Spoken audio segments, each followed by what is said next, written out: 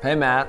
Hey, Dustin. What's up, man? We're here filming another great episode of Before the Dust Settles. Oh, yeah, that's right. Who's our guest tonight? Kurt Spizawka. Spizawka. I was saying it wrong. Spizawka. From Contender Construction. Yes, he's Incorporated. Yes, he's also a Muay Thai and kickboxer. I thought he was an MMA fighter. He's a good friend of mine, but it's specifically Muay Thai and kickboxing. And we're gonna hear all about what it means to be a competitive fighter, what the scene looks like here, and learn a little bit about how you get over the nerves of potentially getting your ass kicked in front of a bunch of people. And there's a bit of an addiction he shared with us a little bit. So I'm excited to show you guys this one. Right on, okay. That's it. That was cool. And it is Spizawka. Spizawka. But that's better. That's better. No, but that's better. That definitely adds to it for sure. I'm gonna. Should we redo it? No, just keep that. Keep that. They're all ready. They're all ready. That's Great. the intro.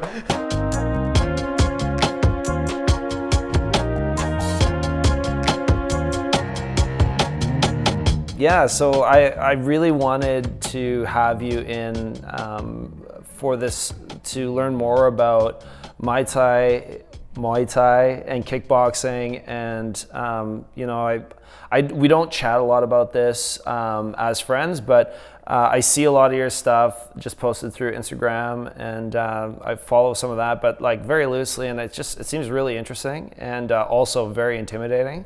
And so I wanted to have you in and just learn a little bit more about fighting and competitive fighting and sort of the mindset and everything that it takes to do that. So I guess tell us a little bit about like how long have you been fighting for? Well, I started training at Shears Martial Arts about 10 years ago. Actually, in February it was 10 years. So that's like from the very first time I even hit a bag. I never did anything like this martial arts wise. I started competing in about 2012. So shortly after, a couple of years after I started. And my coach, Troy Shear, got me started into kickboxing with the plan to get into MMA, which it is, and at that point was a growing and very popular sport, especially with the implementation of the UFC and stuff like that. So as like a starter thing, I was like, yeah, I'll try out one of these kickboxing fights. And kickboxing, as everybody knows, is the striking of like punching and kicking.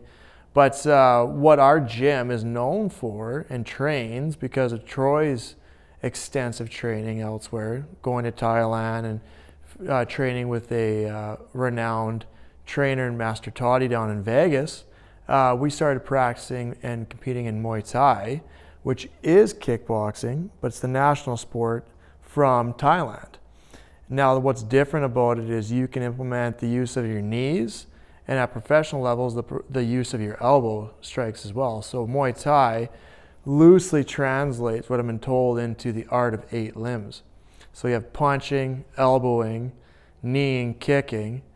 Also, you have the implementation of clinch work, which is almost like stand wrestling a little bit. So guys can tie up the head and the neck and literally knee there, elbow there, strike there, but also twist guys down. Oh my gosh. Go for big throws and stuff like that. It sounds very dangerous. It sounds more dangerous than MMA fighting. It sounds like people can get a lot more injured, or there can be a lot more damage done.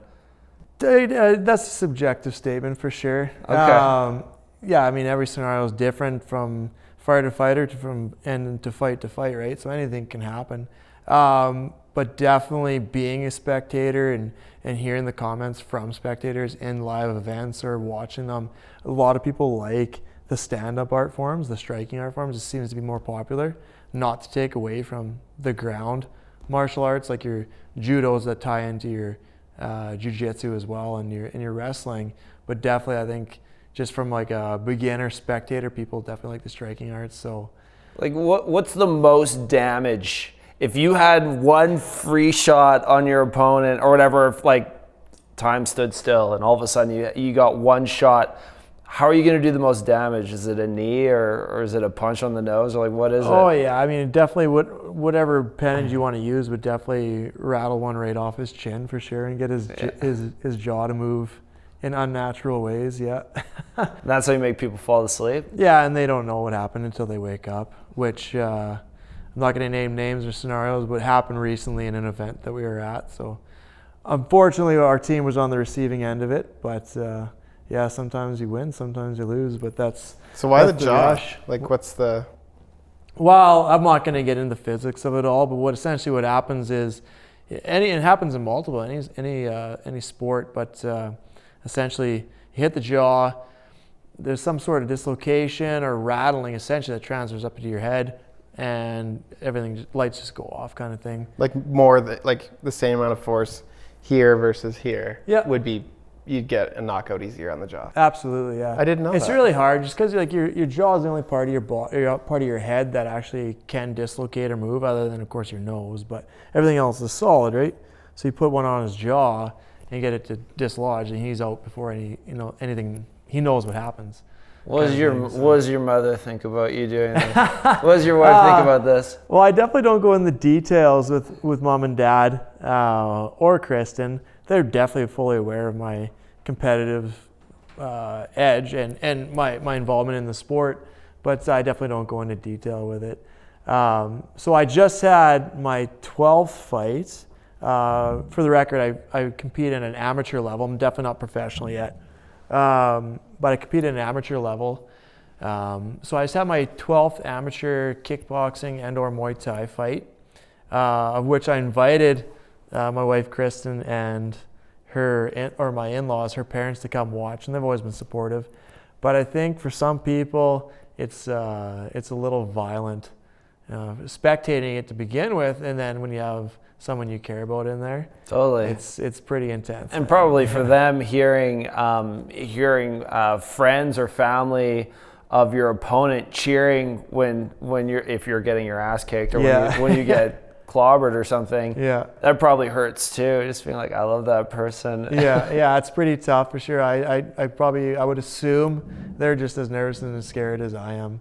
The only difference is I'm mentally prepared for it, right? So does that go away, those nerves, ever? Like no, every time? No. If anything, it gets worse. You definitely, the one thing that a fighter, and this from a beginner fighter, so to speak, or an amateur's point of view, you learn to cope with it and like psychologically deal with the adversity of it. But if those nerves weren't there and you weren't scared and it was just like a walk in the park, in my opinion, two things. One, you shouldn't be in there because it's very, very unsafe for you. And two, that's half the reason why you're there, is because it's so thrilling, so to speak, right? So this is almost, it's as much about adrenaline as it is about like learning a skill set or learning something completely different. Absolutely, yeah. It's there's never one reason that I think a fighter ever, or competitive fighter, I should say, ever gets into any sort of ring, whether it's MMA or kickboxing or Muay Thai or even jiu-jitsu matches. Jiu-jitsu matches are extremely deadly and extremely entertaining sport to watch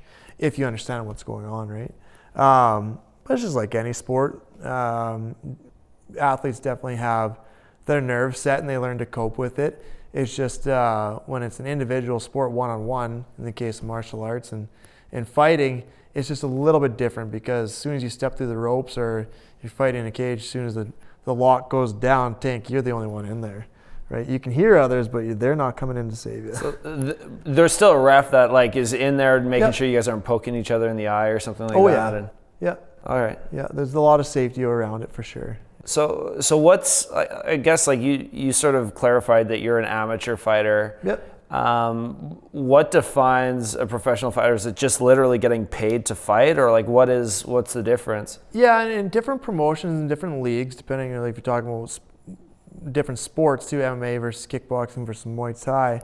To answer your question, first off, amateur versus professional, the only difference would be the monumental gain, right? So the definition under, I think it's Webster's dictionary, that defines a professional is someone that acquires a monumental gain, right? They're getting paid for what they're doing. So at one point, technically, I was a professional paperboy. So That being said, though, obviously when you get to the professional realm of martial arts, whatever sport you're competing in, your pedigree, like the level of skill, definitely is being amped. When you make that transition from amateur to professional, it's because you have the skill set. It's because you've had the experience, and it's because the encouragement of knowledgeable people like your coach, maybe your manager, whatever the case may be, they're encouraging you, hey, maybe you should move up to a professional level. So how big is the professional fighting community in Western Canada or even in Saskatchewan? Saskatchewan, we're definitely at a primitive stage when it comes to any sort of competitive martial arts. Just recently, well, I shouldn't say recently, I guess a few years ago they re-administered I should say they allowed professional fighting again. They did have a ban on all competitive sports in Saskatchewan primarily because we are governed by Sask Sport, a provincial sanctioning body of any competitive sport. They allow professional fighting back because the UFC wanted to come, so they allowed it. And so now we do allow professional contact sports, full contact sports to say, and obviously the popular one being MMA. And there actually is, I'll do a little plug. Yes, there's a show. Can I do a plug? Yeah, totally. Yeah. There's a show on June 7th, local fighters, that's being put on. It's called the Modern Fight Championship. I believe that's right, MFC. That we have 2 local fighters, 2 of my teammates that are going to be fighting on that as well. Where is that? That's going to be here in Saskatoon. That's at the Nutana Curling Club on June 7th, so buy your tickets. But now, time back in your question about amateur, we're not allowed any amateur fighting in Saskatchewan right now because what I've been told is they're rewriting all the rules on amateur fighting because at an amateur level of all contact sports, they actually take away certain things from the martial art that you're not allowed to do. Point in case, Muay Thai, my sport, is you can't elbow at an amateur level, right? You have to wait till you get to professional stage to be able to do that kind of thing. So can you just say you're a professional then? No, there's a lot of governing bodies that definitely monitor activity and a lot. People know what's going on. That being said, though, so we travel a lot at an amateur level to Alberta. We have a lot of affiliate clubs there, and also clubs that we're close with that, they invite us out because we have a lot of really talented fighters from our gym, travel out and compete there at amateur level. But just like my last couple fights, as your experience goes up, Alberta's sanctioning body, you have to forgive me, I don't know what they call themselves, they allow after certain fights to start taking protective equipment off. So you can take your shin gear off, you can take your head gear off. And when you progress, so now it is just boxing gloves, mouth guard in a steel groin cup. So what's the number of fights? Me? Well, like for them to say, okay, you can start taking some of that stuff off. Loosely, about 5 to 6 probably. Okay, so you just finished your 12th fight. I just had my 12th fight, yeah. How'd that go? I got stopped in the first round, unfortunately. Yeah, I fought a very, very talented competitor out of Dunamis Kickbox, I believe is how they go by, in Calgary. Really talented young fighter, Quinn Woslak. He just had my number, man. So looking back on something like that, can you right away pinpoint if you were being outclassed or if there was a certain thing that he was just better at than you? Are there certain things that you can pinpoint being if I were better at this one thing or that one thing, this fight would have gone differently? Yeah, it's really hard because to say there's one thing going through your head would be a complete and utter lie in a fight. There's so much going on between your game plan, what you intend to do, what he's doing because he's imposing his will, and you're listening to your coach and you're listening to the crowd, and also you want to be flashy so you can score because it's a judged sport, right? So the judges are watching you. So if you can get higher, fancier techniques to score on the guy, sweeps, dumps, high head kicks, big things that look awesome, those are going through your head too. And then if you start, the point being, there's a lot going through your head. So in the fight, no, you don't necessarily think about, I should be doing this. This would help me out, but it's definitely on your radar. In my fight, unfortunately, early, about a minute in, I took a really strong right cross right on my temple. It's my Achilles heel, if you will. Right on my temple, that stunned me for the rest of the fight. So I got a standing 8 count for that, which means the ref pauses the fight, counts to 8, checks your competency, and then, yeah, you're good to fight. Okay, go back in. So, what does that look like? What are they actually doing? Like, how are they determining that you're not concussed? Oh, you're definitely concussed, for sure. That being said, they count, and they're watching your reactions. And then it's a very simple test. It's not a full test. I wouldn't even really call it a test. A check, as it were, is you have to either push up on their gloves or push down on their gloves to show you're not all wiry, like, loopy kind of thing. So that happened once, and then he got me again with the same strike. Another standing 8. So both times come back, trying to push the pace, trying to regain the ring generalship, as you call it, like the pace of the fight and trying to dictate that. And then 5 seconds left, he had me against the ropes, and I was guarding high because I didn't want to take another headshot, and he knew, so he threw 2 strikes up top, got me a shell up top, and just dipped and ripped a big body shot to my liver, which is also a debilitating shot because your body just says, screw this, I'm out. So I dropped, and that was the 3rd standing 8 count of the fight in 1 round. And so the rules were, as it were, the fight's done. So it was ruled a technical knockout by him. So kudos to him, but yeah. So are you for me. Is the whole matchup system made to make it like as fair as possible? Like, absolutely, you don't want a clear winner on any fight. Like, I assume that, like, any game that if someone's just going to win, it's not as fun. For sure, Matt. You want to as even as it possibly can because it showcases the sport better, and it's healthy for both fighters, right? If you're going in against someone that's suited against you more fairly, especially at an amateur level, you're going to see that a lot more than someone trying to offset the odds of the fight, right? Because there's really no monumental gain to be had. I'm pretty sure a lot of promoters just like pretty well break even on a lot of those. They're doing it for the love of the sport, right? So yeah, a lot of the matchups are as even as possible, and a lot of coaches and or managers, if you have them at this level, won't really allow fights to happen if it isn't easily matched up. So my coach, Troy Shear, at once again Shear's Martial Arts, he manages all that for me. He's been in the fighting game for a very long time, and he knows what's going on. So what's like, if you were to put a percentage on, like, you're here and your opponent is 5% or 5% either way, or would it be 10% either way? Like, that would be like a safe zone of. I guess the more accurate way to answer your question, Matt, would be is so there's a few things. The few checklists are fight experience. The number of fights is the biggest one. Secondly is pretty well weight class. So as long as you're in the same weight class. And then after that, you'll look at like physical attributes. Is the guy super tall? Is he super short? Is he a brick shithouse? Which really, other than being tall, none of the other ones really matter because you're all going to meet up in the same weight class anyway. But the biggest governing criteria for sure is the number of fights which pertain to your experience, for sure. And I assume then the win-loss ratios are probably pretty close because if you're losing a bunch of fights, you probably don't want to keep doing it. Yeah, for sure.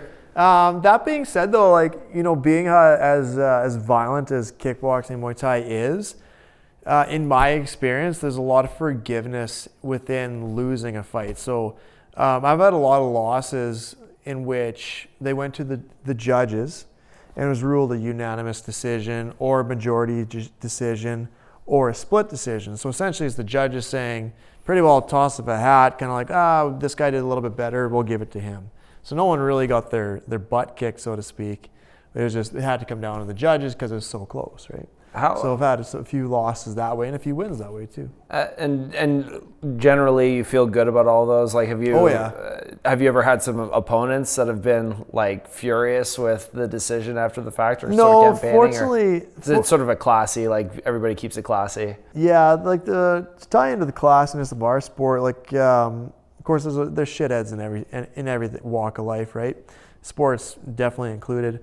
But when it came to having class and sportsmanship, Muay Thai and kickboxing, there's a deep-rooted tradition in it, and a lot of fighters that we compete against, and like our gym too, there's a lot of tradition there and a lot of respect that we're trying to uphold, right? So there's definitely not a lot of shithead attitudes, right? There's a lot of, every single one of my fights, I touched gloves with the guy. After the bell went, as we're about to try to take each other's heads off, touch gloves, then you go at it, right? My most recent fight, so Quinn, he won, dropped me 3 times. So they call the fight, and then the doctor comes in and checks on you. So there's a bit of time there. He just kind of had to stand in the ring. Well, out of honor and respect, like, you took a knee, took 2 knees, and like you kind of bow down as a side of respect, right, to your opponent that you just clearly defeated, right? And that ties into more of the Muay Thai. Muay Thai, like I was saying earlier, ties into the traditional or the national sport of Thailand, of which a lot of the religion, and I do believe it's Buddhism, you have to forgive me, is tied into their sports. There's a lot of respect. So coming back to your original question about respect and guys being shitheads before or after fights, there's not too much of that for sure. Like they just don't fit in the culture, so they never get that far to be fighting. Yeah, for sure. And I mean, that being said, there are guys that act like that, but they're far and few between, in my experience, for sure. Right. I would assume gyms probably don't want to deal with people like that either. No. Especially trying to grow the sport and the business side of it. They want people that are inclusive. And absolutely. A lot of those people with those attitudes, they get weeded out quite quickly, even before they get to like a competitive level. That being said, the guys have their own ways about competition, and some guys got to put a mean face on and got to look all gnarly and whatever.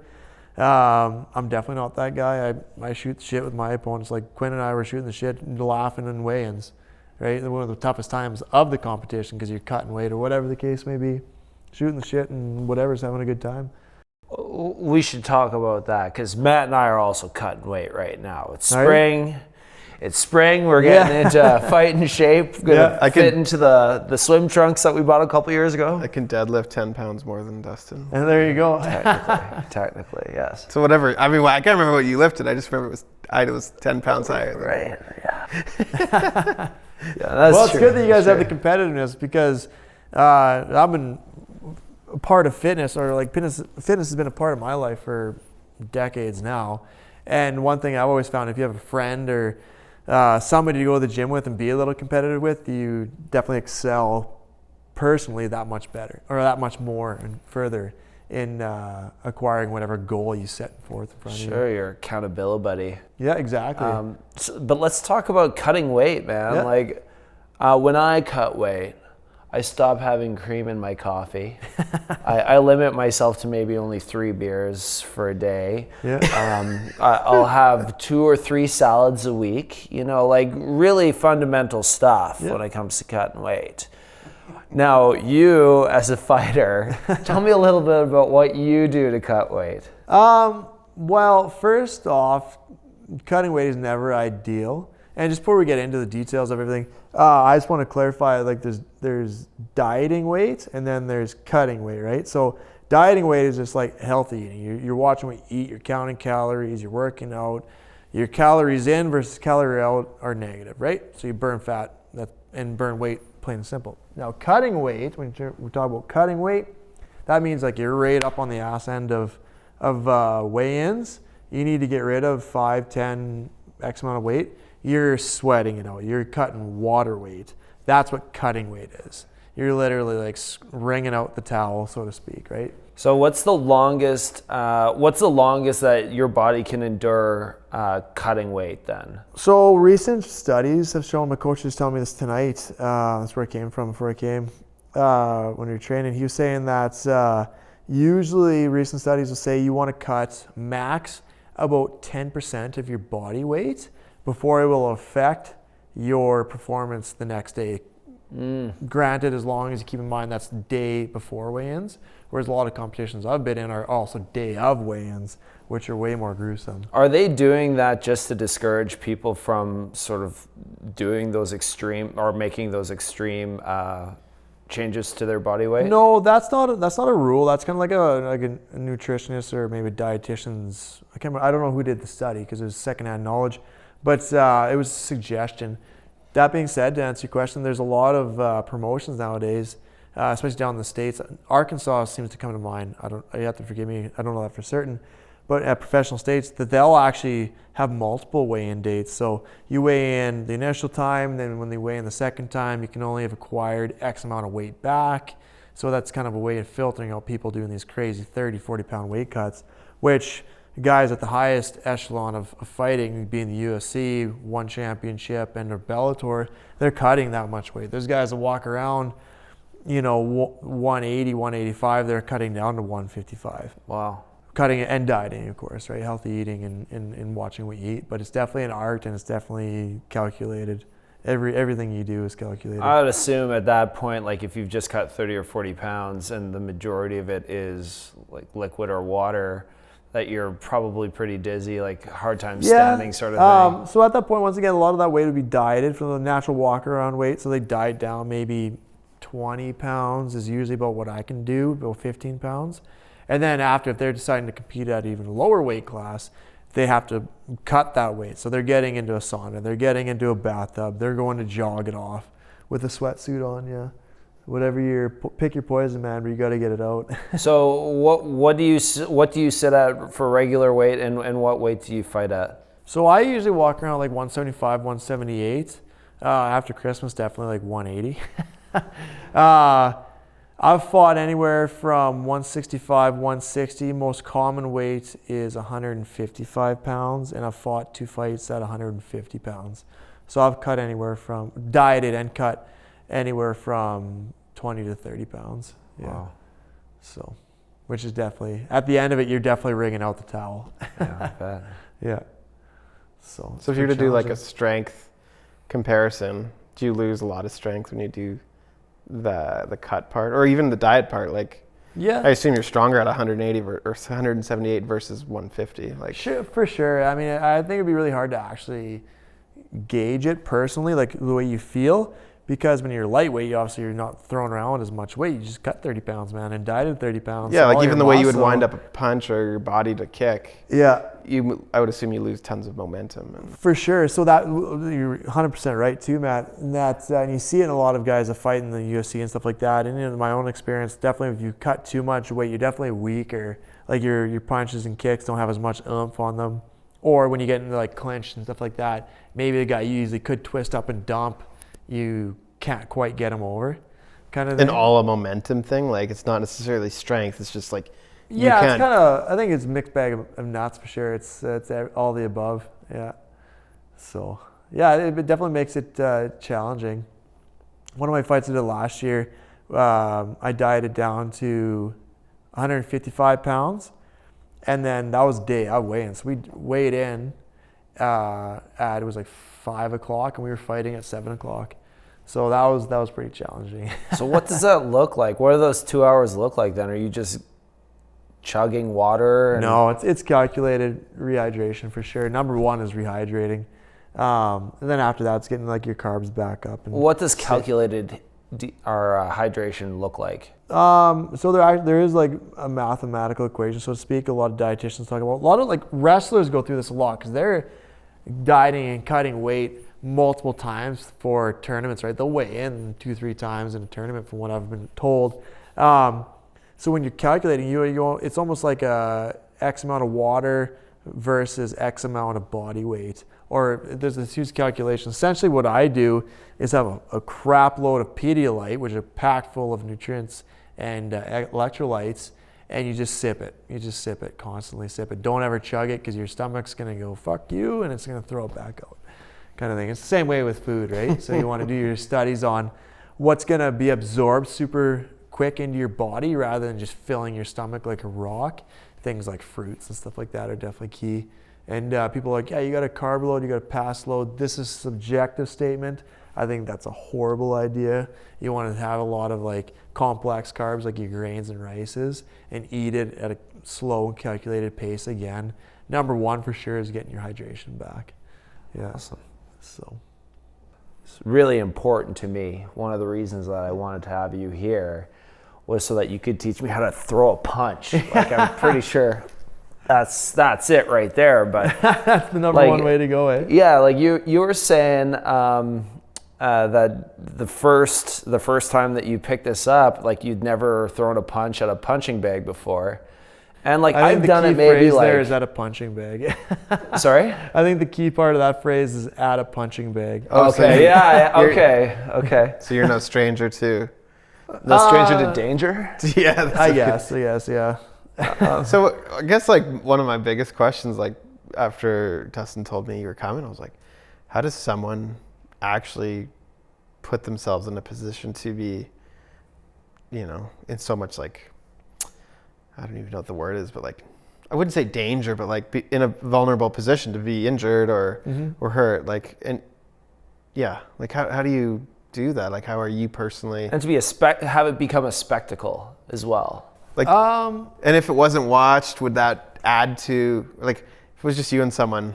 Like, I would, yeah, sorry, you go. Like, Yeah, I was going to say, like, I would assume at your home gym, it's totally different, you know, like being around a bunch of people that know you and care about your progression and your growth within the sport. And you guys are like all comrades and you're all going through the same hardships.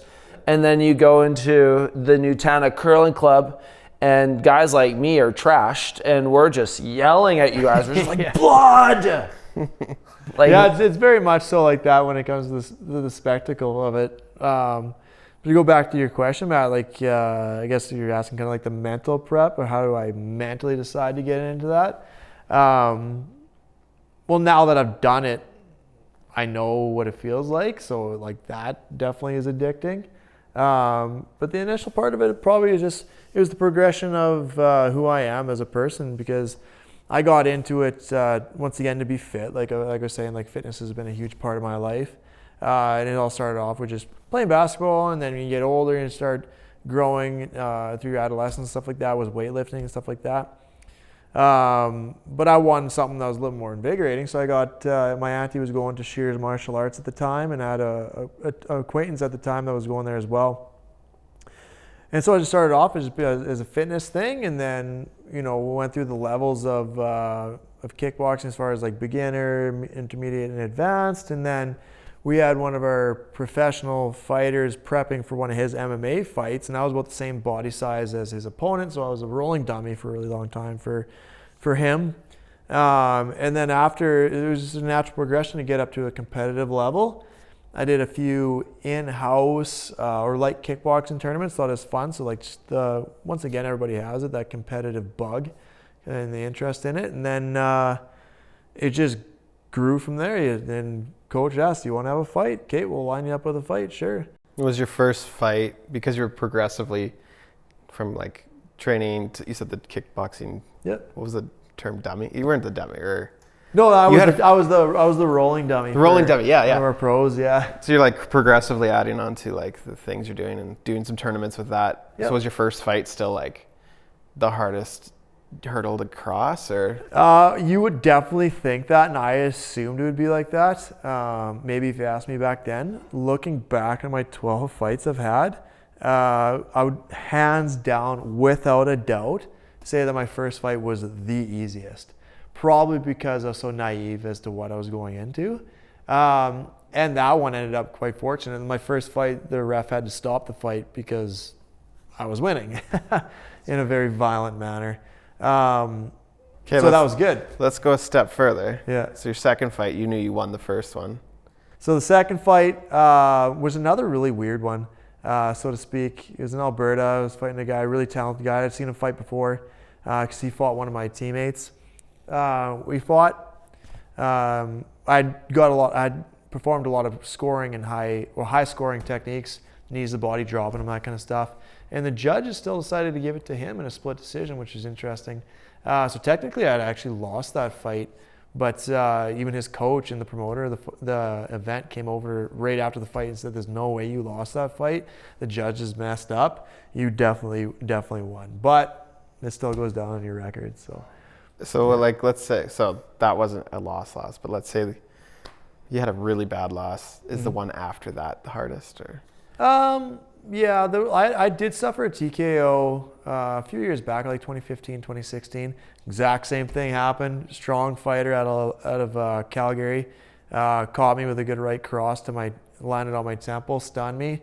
And then when I looked up, I gave the ref the wrong look. I was kind of like confused eyes kind of thing. And he's waved it off. There's a lot of protection when it comes to especially amateur fighters. And if the ref thinks you're in any way, shape, or form cannot defend yourself or cannot compete because it is a competition, he'll the fight's done for sure. So he called that off, and kudos to him. He deserved the win for sure. So coming back to your question with the fight after that, I took time off, being smart about it, being aware of CTE and concussions and all that kind of stuff. I took about a year and a half off of competing, just trained, and was really smart about training, and then came back to it, and then kept on going at it. So how long, now, do you go in between fights? It's always up in the air. Like, fights are happening all the time. Generally, if history's proven anything, it'd be, I'll fight two times a year. This year it'll be one time a year, just because I should be considered of the potential CTE from my last fight. So definitely stay off any contact for a very long time. But you know what? My second and third fight, they're 2 weeks apart. Last year, I had 2 fights that were 2 weeks apart, 3 weeks apart. Yeah, something like that. So they're pretty back-to-back, which is ideal from a training standpoint, because you're physically fit and mentally apt and ready for it, right? Even more ready for the second one than the first one? Just I was super confident, ready. I was still shitting bricks in the back before the fight, right? Because another really skilled fighter, but that was definitely a really good fight. He won the first round for sure, because I came out a little slower and he came at me. In the second, third round, we had the whole crowd standing up because we were going at it pretty hard and full proper technique. And the judges still tilted their hats in his favor, so I technically lost that one too, unfortunately. But, in my mind personally, it wasn't a loss, right? So a TKO, that total knockout, that's when you're down on the mat, you're kind of out, or what does that mean? What a TKO is an abbreviation for is a technical knockout. So what that means is a judge's ruling or a ref's ruling. Ref stops the fight for the safety of a fighter. Okay. Right? So that's KO or knockout. A KO is a knockout. The guy was put unconscious for sure. Or you take a shot to the liver, body says, no, fuck this, and you're still conscious, but you're not moving, you're done. Right? So have you ever knocked somebody out? Have you ever been knocked out? Two TKOs is what I've suffered. I've never been knocked out. And I've never knocked anybody out. I've been close for sure.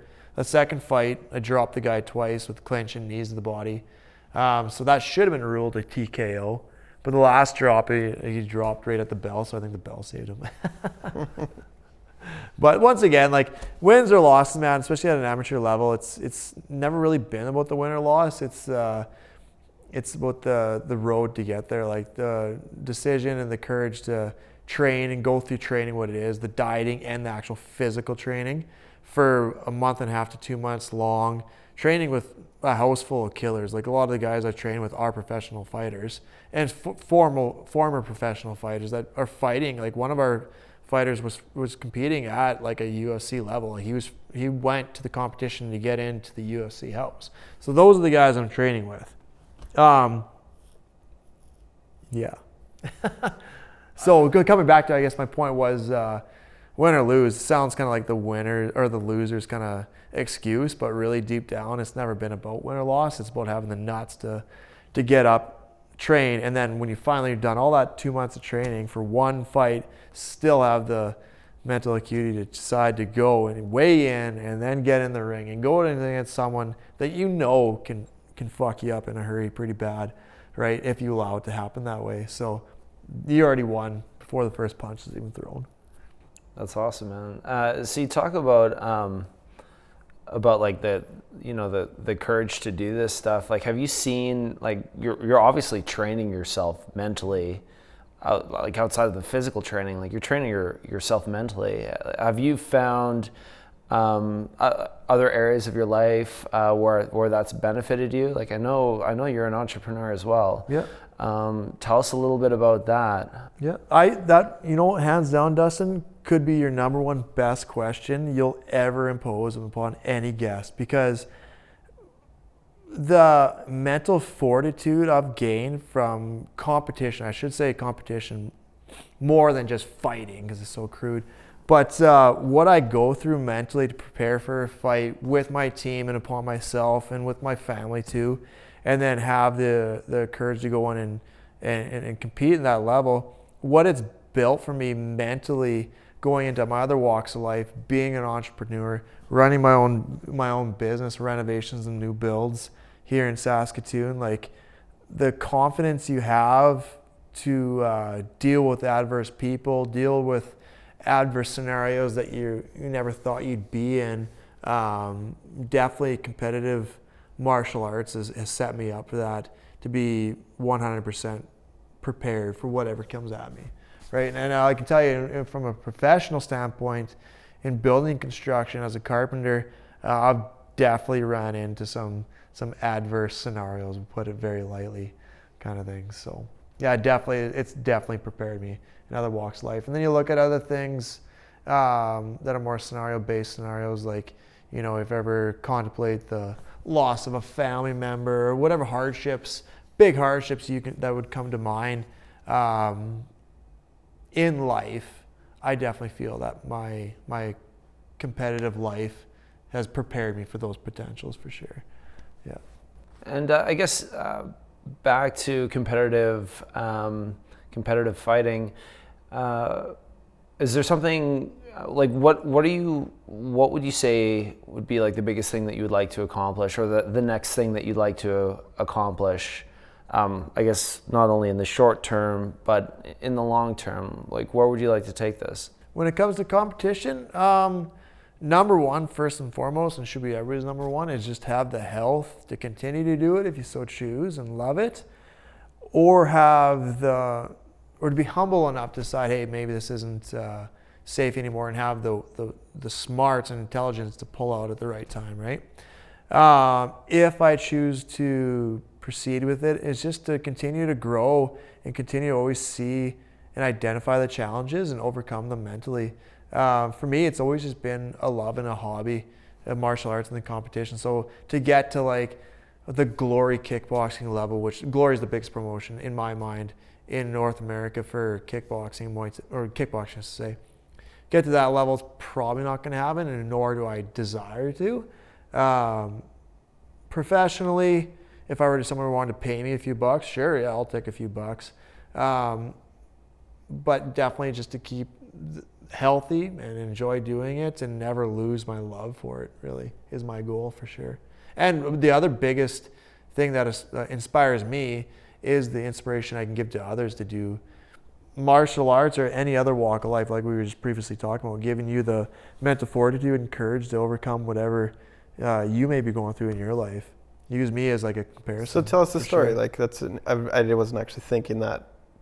Like tell us, you're mentioning it now. There must be like some story that stands out where someone shared like what you are doing related to some sort of inspiration for them. Or... Yeah, you know, I wish I did have an answer for that, Matt. At this point in time, I don't. It's just always been me as a person thinking humbly and selflessly.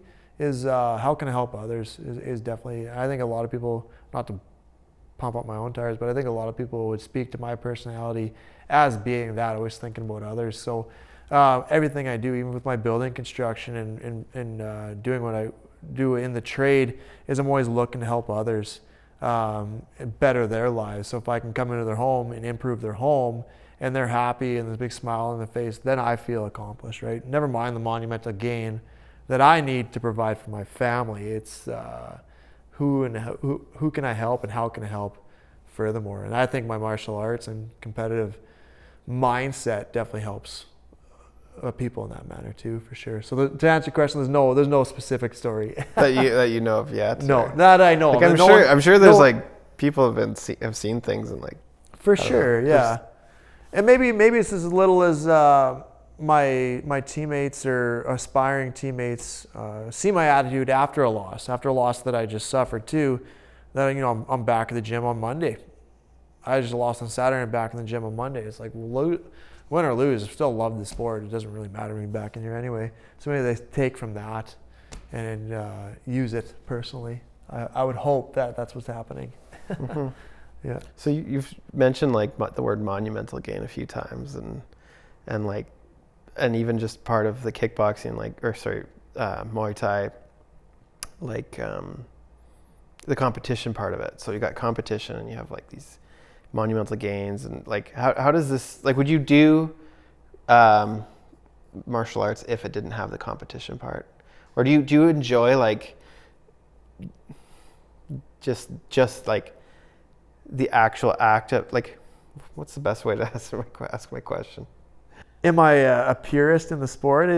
Like, is it with the goal of getting somewhere? Is that the most for who you are as a person? Is that like something that in every part of your life, the goal or the like really motivates you to go somewhere? Like, yeah, I think it's very important, and I'll tie back into the martial arts about it in the competitive side of it in a minute. But I think it's really important as a person to set goals and try to achieve those goals. Definitely. That being said, I think one of my biggest personal attributes I've acquired professionally in building construction and running my own business in martial arts as well, in competitive, is being versatile.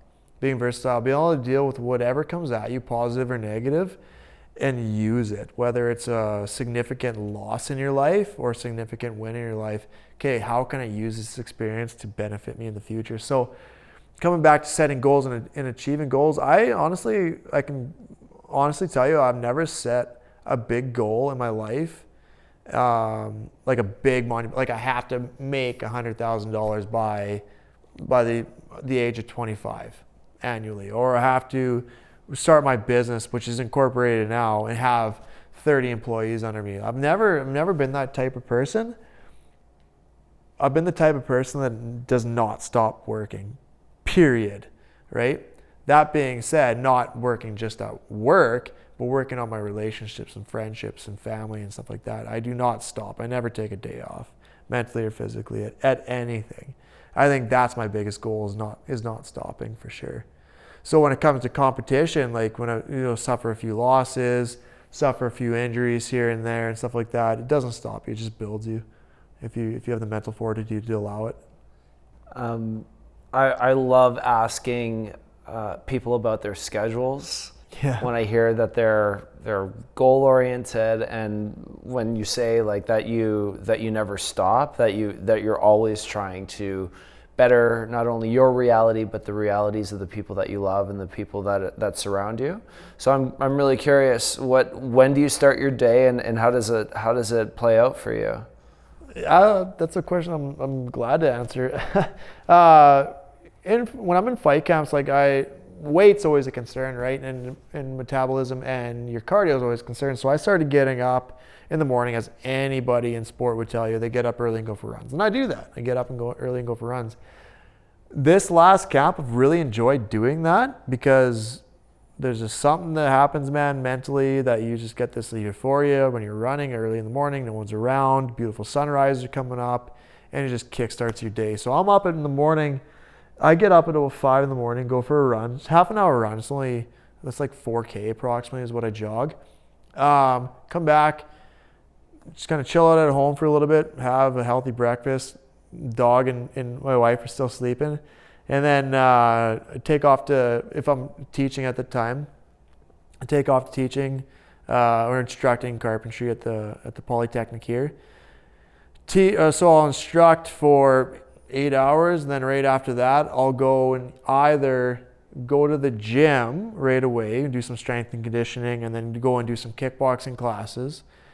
Come home, relax with the family for a little bit, chill and converse, hang out in the backyard. We love hanging out in the backyard, maybe watch a little TV together, whatever the case may be.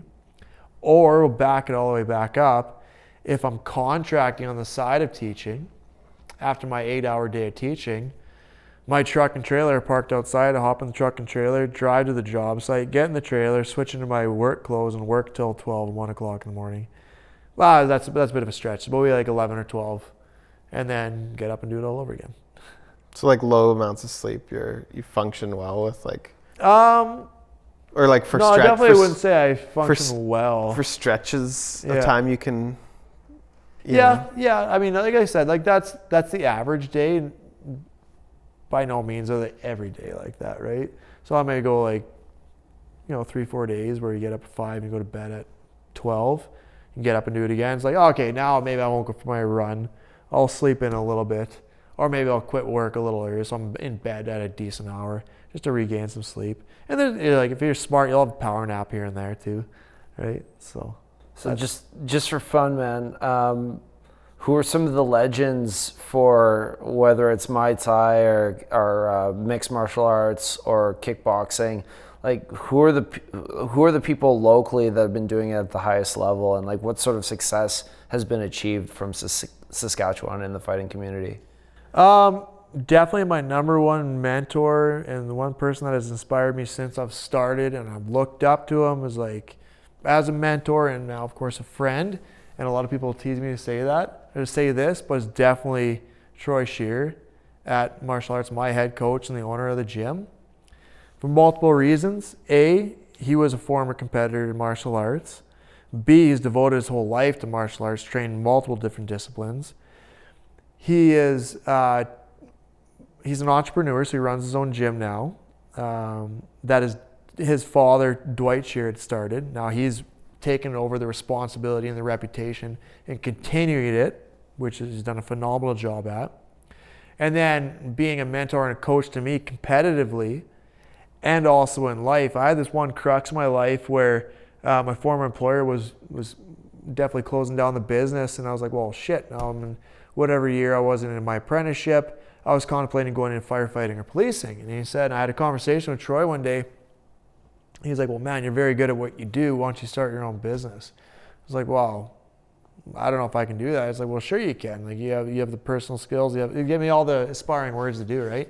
So this is coming from a person that's definitely self-driven and independent and an entrepreneur himself. I was like, well, maybe I should listen to what he says. So 6 years later, now that I've had my business running, this is where I'm at. So as far as someone inspiring me in every walk of life, he'd be definitely number one. Coming back to the sport, people that inspire me locally are definitely every single one of my teammates are the people that inspire me. Win or lose, the people that still come back and continue to fight. And two of my teammates will be fighting on that MFC card, the MMA card that Saskatoon's holding on June 7th, Corey the Irish Fires Chambers, and Tyler the Wendigo Weirin, another good buddy of mine on the team that are both from North Battleford, so you know it'll be a good scrap. But those guys, yeah, Corey, between them, they've had tons of wins and tons of fights, and they keep on coming back for more. So they're definitely an inspiration. Great. Tell us, just pump your own tires for a second. So tell us about, like, what's your business called? Where can people find you if they have a project, and what kind of work do you do? So my business is called Contender Construction Incorporated, a little moniker after what I do competitively. They can find me on Instagram and Facebook, right under my name, Contender Construction, or if you look up my name, Kurt Spizawka, I'm sure you'll find links. As well as I do have a web presence. I do have my own website and stuff like that. So yeah, check me out, contenderconstruction.ca, Contender Construction on Facebook, or Contender Construction YXE on Instagram. Awesome. For sure. That's awesome. I could ask questions all night. So.